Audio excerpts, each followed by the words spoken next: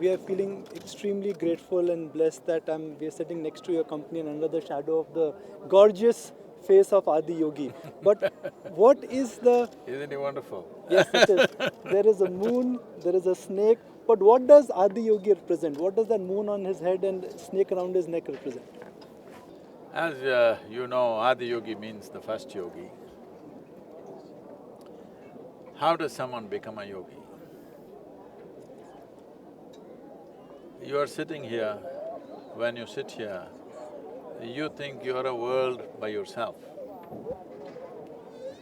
But you're sitting in the middle of an endless cosmos, literally. You don't know where it begins, where it ends. In that, a speck of a solar system is going on, in that a tiny little planet spinning, and here we are sitting and talking.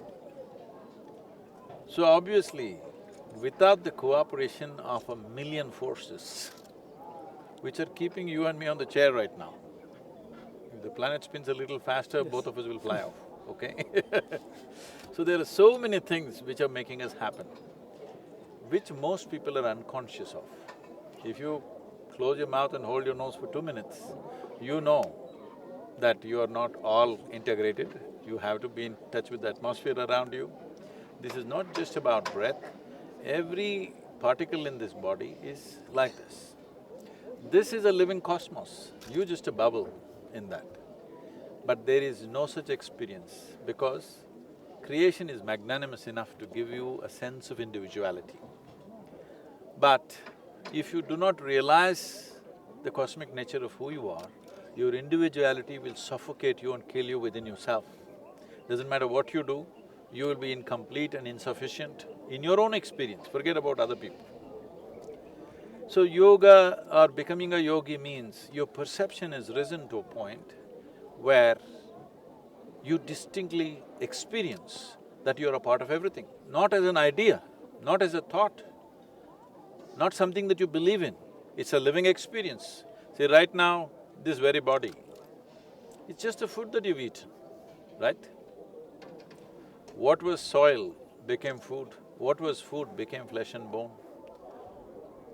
If you don't get it, one day you will get it when you're buried. So, this process that everything is becoming you and you are a part of everything, if it came into your living experience, the very way you think, feel, understand and perceive life is complete change, everything. Right now, all your struggles are just this, you versus rest of the universe. It's a losing fight. You're not a competition for creation. So if you experience yourself in your cosmic nature, which is the reality of existence, then we say you're a yogi. That means you have experienced the union of life. So the snake is a symbolism of that because a cobra is known to have an extrasensory perception. It is drawn to certain things. You will see if a cobra comes, I will just go and pick him up like this, not by the head, not treating him like a poisonous, venomous creature. Just like that I'll pick him up, he'll simply come in my hands. Because he's so sensitive, he knows who is who, what is the nature of your existence. He just reads your chemistry just like that. So because cobra is a symbolism for heightened level of perception, it is shown around Adi Yogi's neck. It might have hung around him also, been drawn to it, because this used to happen to me. When I sat for long hours in meditation in the forest, when I opened my eyes after 4-5 hours, there would be a dozen snakes just all there by themselves. Moon is called as Soma. Soma means intoxication. Today, I'm sure if not you, all your colleagues, or evening they must be intoxicated, otherwise they can't take the pleasure of life. We understood this long time ago. So, all yogis are intoxicated. That's why there's no pressure of life, 7 days of the week, 20 hours a day, there's no pressure, because fully intoxicated but aware. No outside substances, just within the system itself. If I gave you a way where you're fully intoxicated all the time, 24 hours, and fully aware, and no hangover, doesn't cost anything. Are you interested? Yes. That's what this is about. Sadhguru, if Adi Yogi is not a religion, if it is not a system, if it is not a principle, how can one adopt it?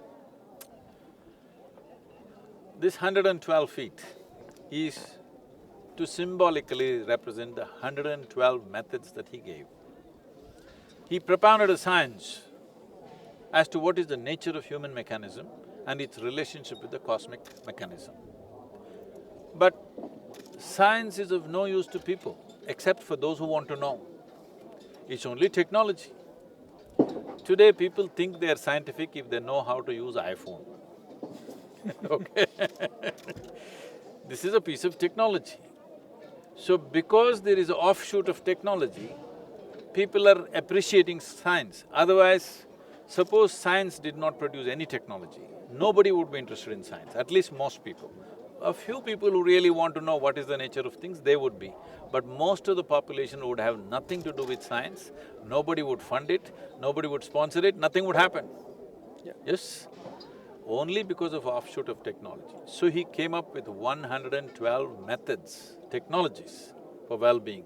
Immediate well-being of a human being and the ultimate well-being of a human being. 112 ways.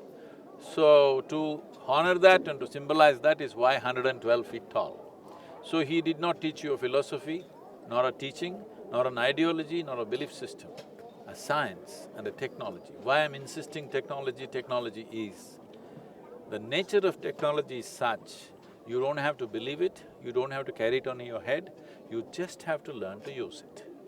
So in today's world where everybody is looking for instant gratification, from Netflix to shopping on Amazon instantly, instant gratification is everyone is looking at. Oh, it takes a lot of time to search. So what is this technology of well-being? How would you like to decode it? There are many ways to look at it. The simplest way, I would say, is today, biomedical science, you know that every human experience, what you call as health, is a certain kind of chemistry. If you have ill health, what do? You pop pills. What is it? You're putting chemicals to do some balancing act. So health is one kind of chemistry, peace is another kind of chemistry, joy is another kind of chemistry, blissfulness another kind of chemistry, ecstasy another kind of chemistry, agony another kind of chemistry, misery another kind of chemistry, stress, anxiety, madness, you name it. Every human experience has a chemical basis to it. When you have the fear of suffering, you will never walk full stride. Every step is only half a step in your life. You will never ever walk full stride. This is what has happened to humanity. They think earning a living is the ultimate goal of their stupid life. A worm, an insect, a bird, an animal, everybody can do it. With such a big brain, earning a living is such a big problem. But most people spend their entire life just on survival. All they do is eat, sleep, reproduce and die one day. I'm not trying to say this in a derogatory way. All I'm saying is, a human being is capable of many more explorations of life. Sadhguru, in corporate world, the words which we use are target, profits, reaching goals. Managers, they tell the subordinates, you should have fire in your belly. Now, why is corporate India or the corporates around the world so insisting on reaching targets and achievements? See, benchmarks are there in every aspect of life. Otherwise you don't know whether you're going forward or backward. Nothing wrong with fire in the belly, otherwise how do you digest? Okay? We have, in yoga, what you're saying fire in the belly, we call it Jataragni. There is Bhutagni, elemental fire, there is Chittagni. You must have all the fires. Just fire in the belly means you will just eat, reproduce and die. You must have fire on all levels. Life must be fully fired up, that's all I'm saying. Right now, people are only fired up in a minimal way, in one dimension, and they think that's everything. See, corporation means just this, because many people are accusing me, you're becoming corporate. I ask them, what's your idea of being corporate? It means a simple activity became enhanced So you had to organize it for efficient function. Are you against efficiency? It looks like most people are. Yes, they are. Because first thing, they can't manage themselves efficiently. See, if you manage yourself efficiently, to be joyful would be natural, isn't it? Let me put it very simple. If you're well managed, you're healthy and joyful. If you're ill managed, you're not healthy and you're not joyful, isn't it? So similarly, in the life of a business or a company or a nation, it must be well managed. Well managed means it must produce results. Results means in a business, naturally profit, nothing wrong with that. But now, you're forgetting what is the fundamental purpose of the business. The fundamental purpose of the business is human well-being. Whether you manufacture a soap or a safety pin or a spacecraft, ultimately the goal is human well-being, isn't it? But after 150 years of serious exploration of science and technology, don't you realize that with all these things, you will only get comfort and convenience, well-being will not come. We are ripping the planet apart because we're in search of well-being. We're not feeling well if you sit here. If you're joyful and well by your own nature, now you would do what is most needed. Now you're doing a lot of things that you don't need, simply because you are in pursuit of your happiness.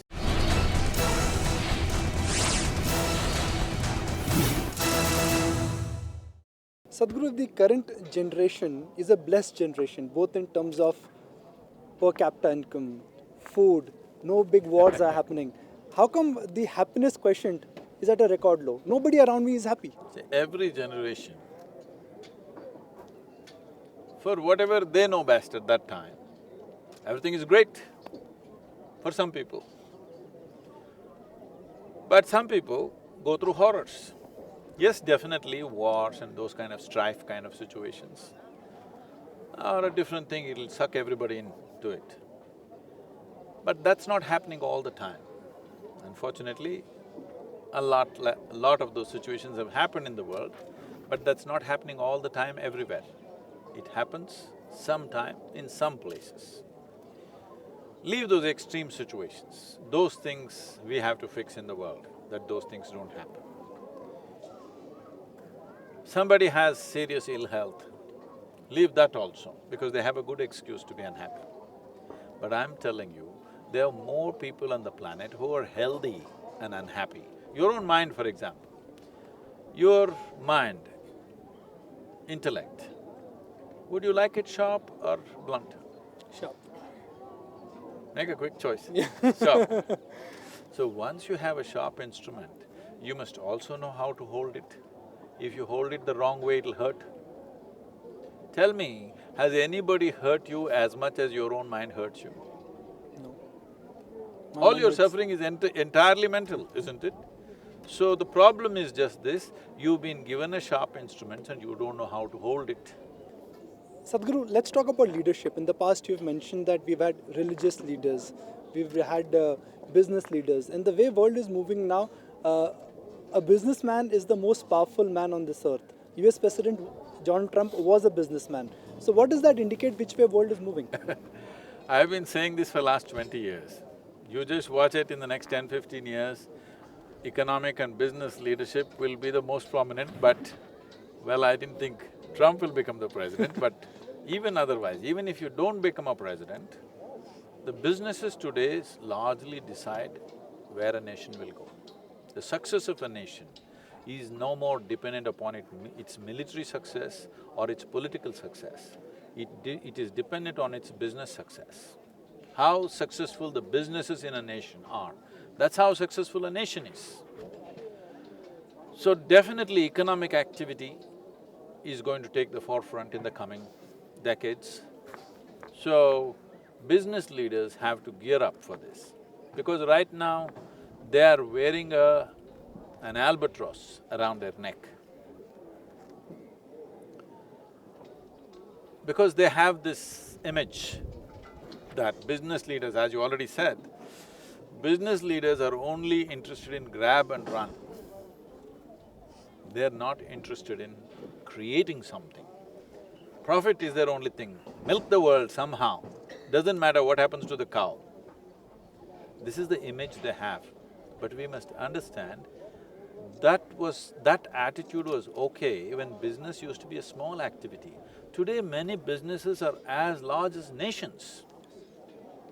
When this has happened, you have to transform yourself too, because now the responsibility of creating the kind of world that we want to live in is no more fully in the hands of political leadership. It is largely moved into the hands of business leaders, so it is time business leaders rise to the occasion and take charge of this privilege. So, what do you make of leadership in India? We have a leader who's committed to work towards changing the both culturally and also the leadership style.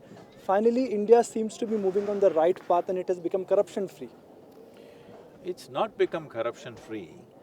Around the top leader, there is no corruption. At least, which is a great thing. I'm not saying it's a small thing. But India is not yet corruption-free because corruption is in the minds of common people. It is not a politician who is corrupt, all the people are corrupt. When this black money and this demonetization, everything came, out of 1,000 people, if you and me, two people, have black money, this is called a crime. But 600 people out of 1,000 have black money, this is a culture. Yes. You're trying to change the culture. How you change culture, how you catch criminals and fix them are two different things, isn't it? How to stop crime and how to change a culture are two different dimensions. So, this is something that a whole lot of people are giving commentaries without understanding that without a certain amount of money which is not declared, you could not do any business in this country. Well, right now they're trying to change it, it's a great movement, but all of us will have to go through some amount of pain and confusion and not knowing how to do certain aspects of the business.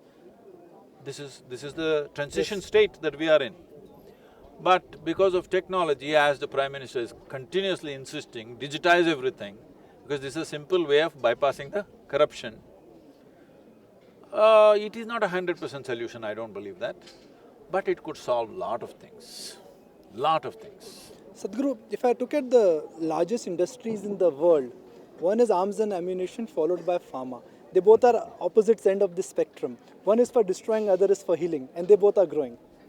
Arms and ammunition, pharmaceuticals and alcohol are the biggest things. One just kills, another tries to kill, another pretends to get you back. That's why yoga becomes very important. So, Sadhguru, I'm sure you'll never be a favorite with the global pharma companies because you teach yoga and inner being. Their business is not to sell medicine, their business is to be committed to human health. They must all understand this. Everyone is looking for shortcuts. So, does Sadhguru have a shortcut for well-being? Of course, shortest cut. Because turning inward is the shortest distance to anything, isn't it? Even if you have to walk 10 paces, you have to walk 10 paces. Turning inward, how many paces I'm asking? It is the shortcut. So, how can one turn inward? For someone who has experienced joy, you can talk about it. But for someone who's longing to experience joy, turning inward may not happen or may not come naturally. See, anything that is not a part of basic survival will not come to you naturally. Did language come to you naturally? No. You learnt it, right? To write that ABC, you know how much effort it took when you were 3 years of age? Because of that striving, now you have language. Similarly, because of variety of strivings, we have variety of talents with us.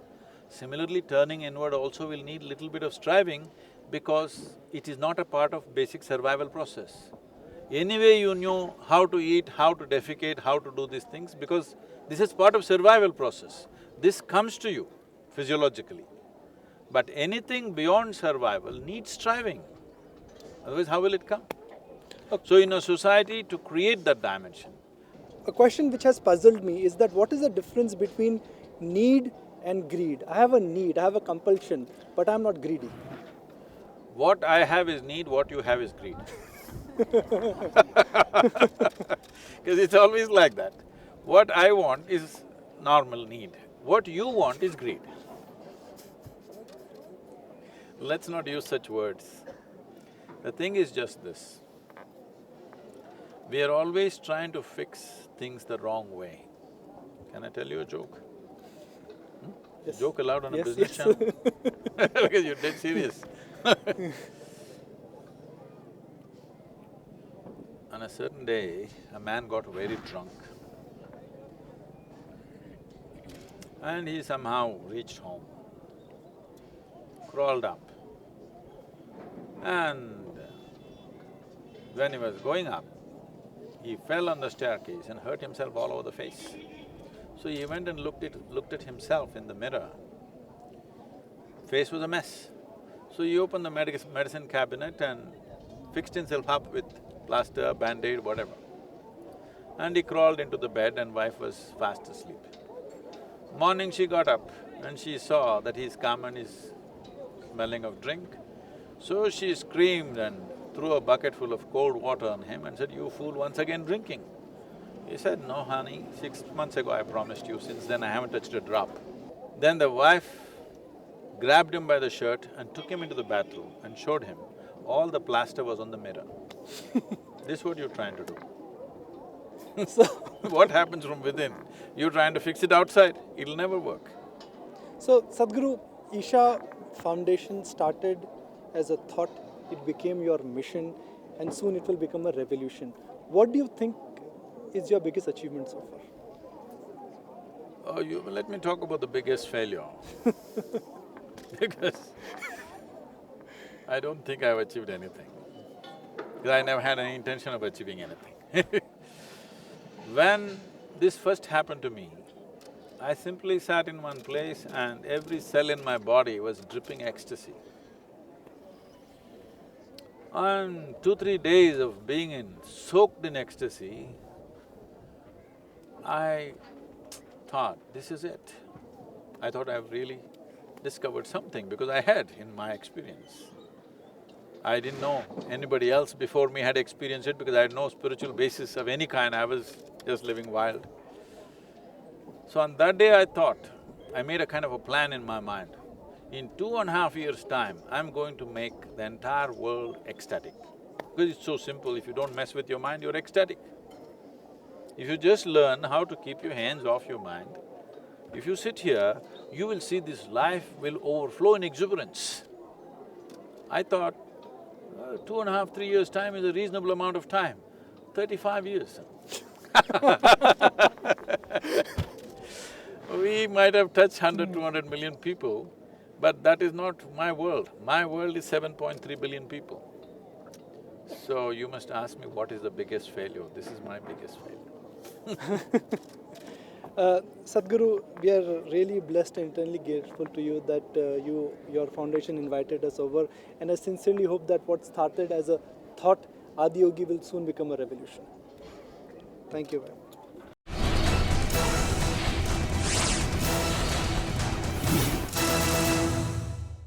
Find us on Facebook at facebook.com/etnow and don't forget to click the like button. You can also follow us on Twitter at etnowlive. To stay updated with all our programming, hit the subscribe button on our YouTube channel by logging on to youtube.com/user/etnow.